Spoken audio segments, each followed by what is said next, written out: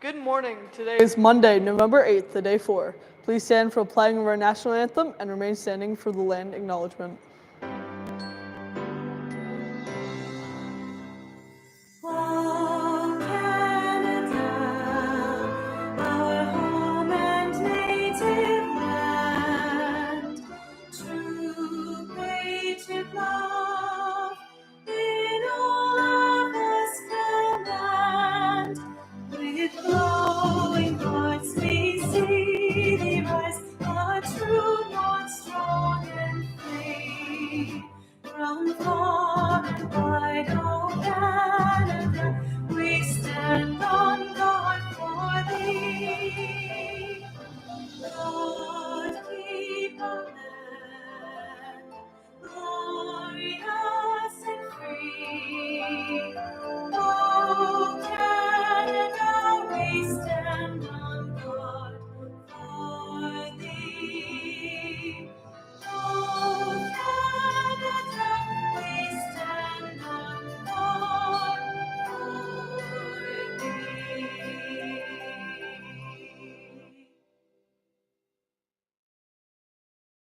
Bonjour. Effie Medill Secondary School acknowledges that we are in the traditional land of the Anishinaabe peoples. We wish to recognize the long history of Indigenous peoples in Canada and show our respect for them today.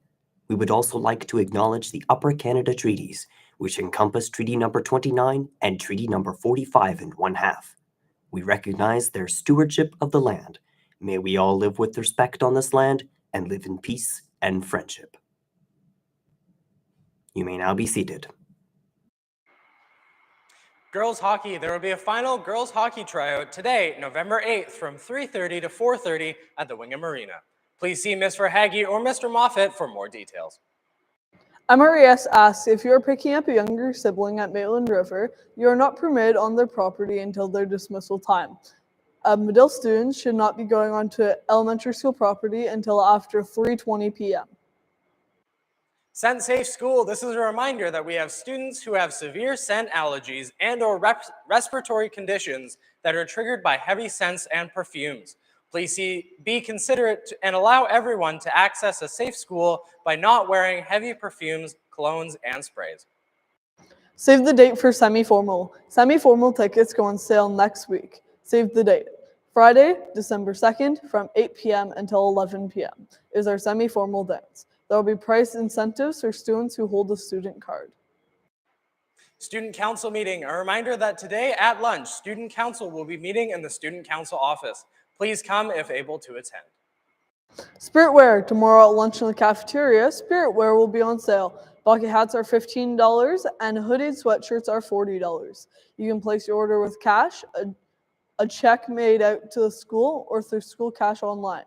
All orders must be placed on or before Thursday, November 17th. Guaranteed delivery by Friday, December 16th.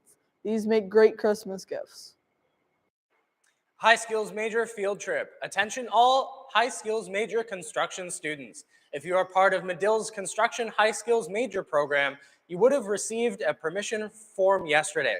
This is a mandatory field trip for all grade 12 students, as this is a necessary component to get your Red Seal diploma. Grade 11 students will be on a first-come, first-served basis, so get your permission form into Mr. Pools or Mr. McCaig this week. We will be going on to tour Royal Homes and Brightspan this coming Monday, November 14th. We will also be handing out some free swag, so don't miss out. Senior boys basketball. There will be a senior boys basketball tryout in Gym 228 this Thursday after school from 3 to 4:30. Please see Mr. Holman if you can't make it. Drama meeting. There will be a meeting for the Drama Guild tomorrow, Wednesday at 11:40. Come early with your lunch. All are always welcome.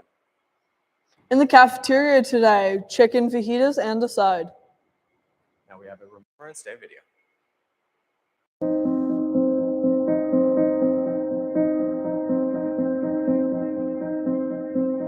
The Canadian War Museum holds millions of objects in the National Collection. Each one tells a story. This letter is more than 100 years old. It was written by a Canadian soldier, Private George Stonefish, and sent to his friend John Orville Hubble during the First World War. It is an example of how first-hand perspectives help us understand the human experience of war. Private George Stonefish was a member of the Delaware First Nation from the Moraviantown Reserve in Ontario. John Hubble lived in nearby Thamesville. The two men sent letters back and forth throughout the war. Stonefish wrote about everything, from the weather, to food, to his nightmares.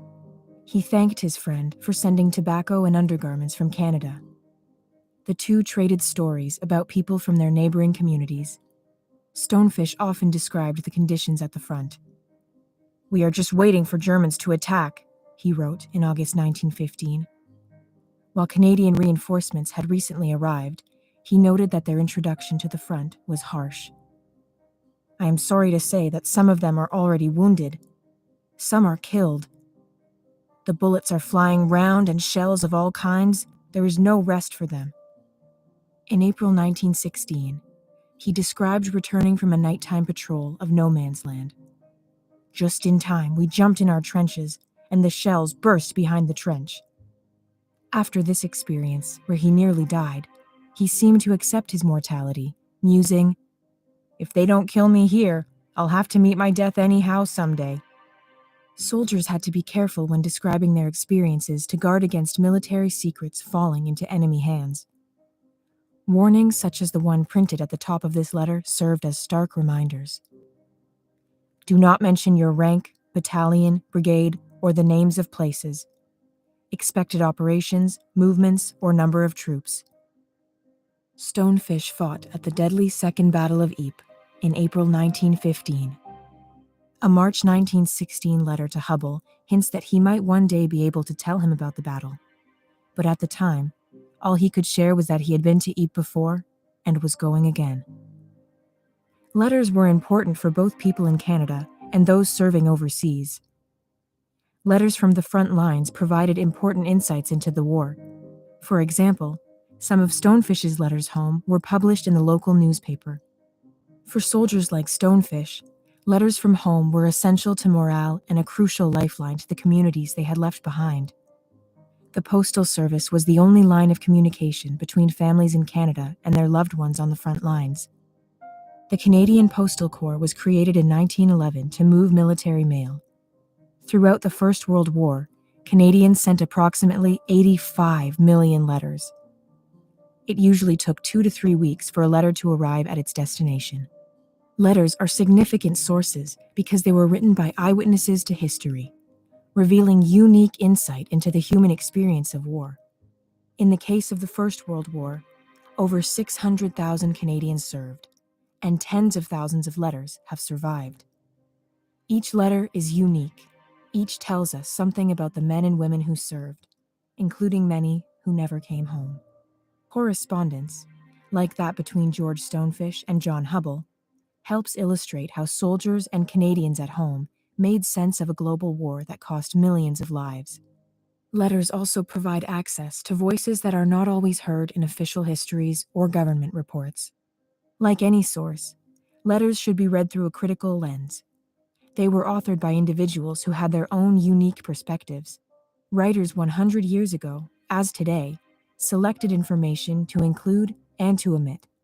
They may have written in haste, or while upset or tired. Despite limitations, letters remain one of the richest resources for us to understand the past. The Canadian War Museum holds thousands of letters in its archival collection. One of the most important ways in which letters contribute to our understanding of the past is by giving us a glimpse of people's emotions, their hopes and fears, their joys and sorrows. George Stonefish ended his April 8, 1916 letter by saying, "I will write again if I'm still alive." A handful of words convey so much about what it was like to be a soldier in the First World War. Stonefish did survive the war. At age 45, he was declared medically unfit for further service and discharged. After more than 3 years of service, he returned home in 1917 with the reputation as a highly skilled soldier. Many First World War veterans struggled to return to their civilian lives.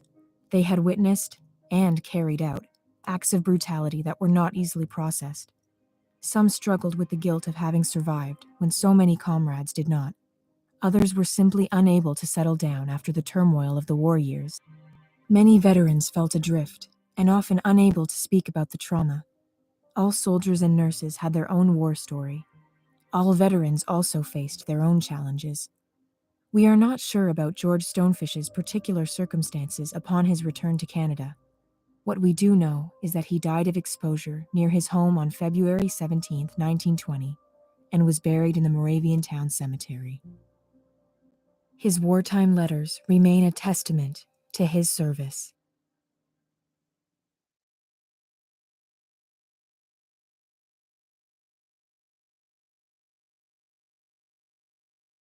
Those have been all of your announcements for today. Thank you and have a great day.